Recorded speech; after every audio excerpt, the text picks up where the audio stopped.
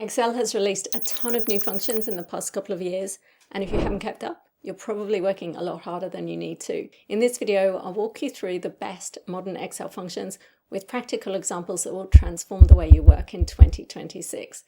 I'll demonstrate one or two examples for each function, but as always, you can download the workbook with all the examples and links to more advanced examples. First up, the group by function.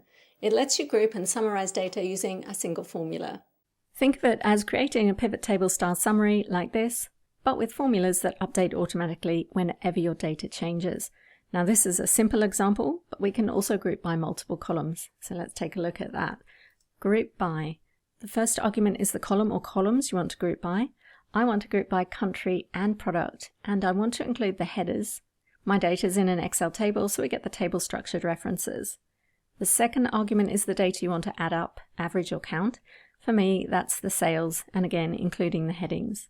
The third argument is the function you want to use for the calculation, and you can choose from any of these in the list, or write your own custom lambda. I want to sum them, so I'm going to tab to insert sum. Then you can specify if your data includes headers and whether you want to display them. My data includes them, and I want to show them, so that's 3. You can also control how grand totals are displayed, how your data is sorted, apply filters, and so on. But I can stop there, close parentheses, and there's my pivot table created with the group by function. The beauty of group by is that it's completely dynamic. If you change your source data, let's make this drastically different, you can see it feeds straight through to my group by formula. Next we have the pivot by function, which takes the idea of group by to the next level, incorporating the ability to also shape the summary across columns, just like a pivot table. We'll use the pivot by function to recreate this pivot table that summarizes the sales in this table. You can see it's summarized by segment and country in the row labels and products across the columns. I'll place it over here, equals pivot by. Now I've already applied some conditional formatting in these cells, so you'll see that apply when I enter the formula. The first argument of pivot by is the field you want to group your rows by. Well, I want multiple fields. I want segment and country, and again I'm going to include the column headers. The second argument is the field you want to pivot across the columns. I want products, and again include the column header. The third argument is the data you want to summarize, which is sales. And the fourth argument is the function you want to apply, and like group by we can choose from all of these or write our own custom lambda. I'm just going to sum them, so tab to insert sum. Again, I have headers and I want to show them, so that's 3. I can also add subtotals and grand totals, and that's 2. And like group by, there are further optional arguments for sorting and filtering, etc. But this is enough to recreate the pivot table on the left. So I'm going to close parentheses there, press enter, and there's my pivot table recreated with the formula. And like I said, I've got some conditional formatting that's automatically applied a bold format to the headers and borders at each subtotal. One of the best features of pivot tables are slicers. They're just a really intuitive way to quickly filter your data. And with a clever trick, you can also link group by and pivot by to slicers. And I cover that trick in the extended video, so be sure to download the file and check it out. Now let's look at what I call Excel's modern array toolbox. A set of lightweight, ultra flexible functions that let you reshape, trim, and reorganize your data in seconds. The first function got the Excel fans on Reddit super excited because it simplifies and streamlines dynamic formulas. With the TRIMRANGE function, or its equivalent shorthand, the dot operator, we no longer need to use the volatile offset function to reference dynamic ranges. And formulas like this, that waste valuable resources calculating empty cells, can be avoided. Let me show you here. I'm going to use XLOOKUP, and then in the lookup array argument, I'll use TRIMRANGE to trim any trailing rows in the lookup array. So we're looking up the products and we're allowing for more entries underneath the current data. And TRIMRANGE only has one mandatory argument, that's the range you want to trim, so I'm going to close parentheses there. Then I'm going to look up the products here and return the categories here. Close parentheses, press enter, and notice XLOOKUP now stops calculating at row 39, ignoring the empty rows. And if I add some new data, which I've got over here, let me copy it and paste it in, you can see it automatically expands to include it. So with TRIMRANGE, I've got a dynamic formula with no redundant calculations. Now with this formula, we've only used one argument in TRIMRANGE, and that's the range argument, which means I can actually simplify it using the new trimref dot operator. And I'll show you how to use that here. Again, we'll XLOOKUP the products allowing for growth, and after the colon, all I need to do is add a dot to tell Excel to trim any trailing empty cells.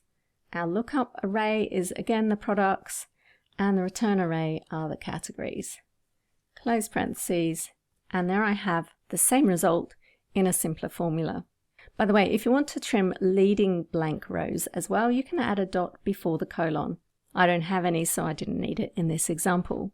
Now you might say, if I put my data in a table, I don't need TRIMRANGE, and that's true. But dynamic array formulas that spill results, like this one, can't be used in tables. So for example, if I convert this data here to a table, we get a spill error. And that's where TRIMRANGE and the dot operator are super helpful. Of course, this is a small example, but imagine this over thousands of rows. Next, TOCOL, which reshapes any range into a single column. For example, I can use TOCOL and take this list of suburbs, split across multiple columns. Notice it's got some blank cells, so in the next argument I can choose one to ignore them, and I want each column stacked on top of one another, so I'm going to choose true here to scan by column. And that's it. Now I have a column containing my suburb list with no blanks. It's too easy. Similarly, TOROW does the same thing but horizontally, so I'll select my data, I want to ignore blanks, and I'm going to again scan by column and press enter. And now we get the data from the first column, followed by the data from the second column. TOCOL and TOROW are perfect for flattening tables, building validation lists, or preparing data for other functions. Next, CHOOSECOLS, which returns only the columns you specify. For example, here I can choose cols. I want all the data here, including the postcodes this time. Then I just tell it which columns I want to return. I want to return the last column, so that could be 5, or I can also use -1. And then I want the first column as well, in that order. Press enter, and you can see I've got the last column, followed by the first column. On the other hand, CHOOSEROWS returns only the rows you want. So let's select the data. Here I want data from the third row, followed by data from the second row. And there we have the data rearranged in the order I specified. Super easy. CHOOSECOLS and CHOOSEROWS makes it easy to reorder data or extract just the parts of an array or range you need.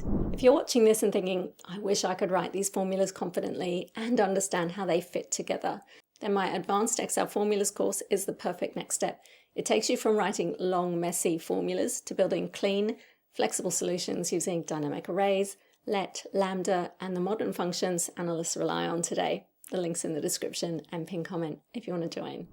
Next, take, which keeps the first or last set of rows or columns. For example, here I can use take to reference the data, including the postcodes, but I just want the postcodes from that data, so that's the first row. Press enter, and it returns one row of data from the top of the array. Or maybe I just want the last row. Selecting the data. Again, I could enter 3 here, or I can use -1 for the last row, but I also only want the first 3 columns. So now I have the first 3 columns of the last row. Similarly, I can use dropped to remove rows or columns from the beginning or end of an array. So I'll reference these postcodes and suburbs here. The next argument is the rows that I want to drop. I don't need the postcodes, so let's enter 1 to drop the first row, and now I just get the suburbs. Or I can drop the last row. Let's select the data again. I could type 3 here or -1, and let's say I also want to drop the first 2 columns. That's 2. So now I have the first 2 rows of the last 3 columns. Together, they give you precise control over your output. Great for excluding headers or footers from your data that you want to work with in other functions. WRAPROWS reshapes a single list into multiple rows. Here I can use WRAPROWS to reference this list of postcodes and wrap them into 2 columns. Now, because I have an odd number of postcodes, I can display empty cells with a blank. So that's what the pad width argument's for, and you can see that last empty cell is displaying a blank. On the other hand, with WRAPCOLS, again I'll reference the list of postcodes. Here I can use it to wrap the columns down 3 rows, and again empty cells display as a blank. Notice they both return the same number of rows and columns, but the order of the results is different.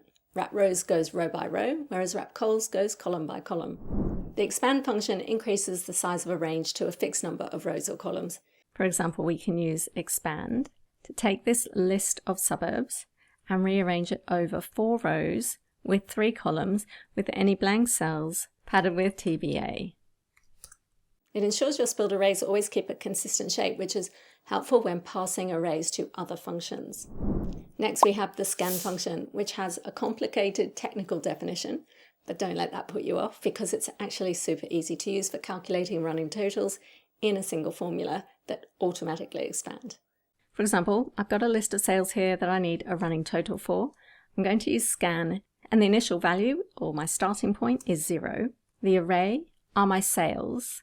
Now I want to allow for more sales to be added, and this is where the trimref dot operator is super handy. I can add a dot in there to trim these trailing empty rows. And then the function, here I can write a custom lambda, or I can specify the function that I want, which is simply a sum. Close parentheses, and the formula spills a running total. And I can add new data. Let's just copy this row down, and it automatically expands because I use the trimref dot operator after the colon. Now, because scan returns every intermediate result in the sequence, it's perfect for analysis, trend tracking, and building helper arrays for more advanced formulas.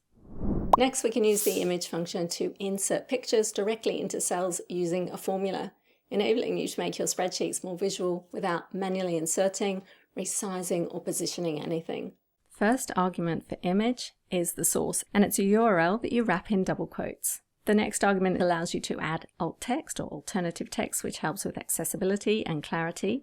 The third argument controls the sizing behavior, whether the image fits inside the cell, fills the cell, maintains its original size, or is customized. I want it a custom size, which means I can enter the height and width arguments here. So I want it 42 pixels by 56. Close parentheses, and it returns the United States flag. And because it's inside a cell, I can use the alignment tools just like you would with text. Image is handy for adding product thumbnails, status icons, profile photos, or any kind of visual cue directly inside cells. And finally, we have the Copilot function, the newest and most transformative addition to Excel. Copilot brings AI directly into your formulas, allowing Excel to analyze your data, generate insights, and return results that go far beyond traditional calculations. For example, here I have a list of addresses with the details all jumbled up. I can use Copilot to extract the zip code with a simple prompt. The prompt goes inside double quotes, and then the context is the list containing my postcodes. Close parentheses, press enter, and just like that, it's returned the postcodes. Normally this type of text extraction would be a nightmare because there's no consistent pattern, but it's super easy for Copilot. What if we want to rearrange the addresses so they're correctly formatted?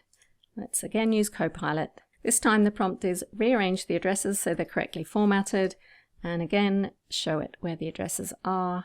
Press enter, thinks about it for a moment, and just like that the layout is fixed. The Copilot function is ideal for generative and exploratory tasks like classifying transactions, explaining variances, writing summaries, and generating examples. It is not designed for performing calculations though. The things AI can do in Excel now are genuinely incredible, and the Copilot function's only the beginning. Excel's new Copilot agent mode is the next level of automation, and in this video, I show you how it can plan a workflow, read your workbook, build multiple sheets, write formulas, create a dashboard, and document every decision it makes, all from a single prompt. If you're excited about the future of Excel and you want to learn how to use AI and your own expertise together, this video is the perfect next step. I'll see you there.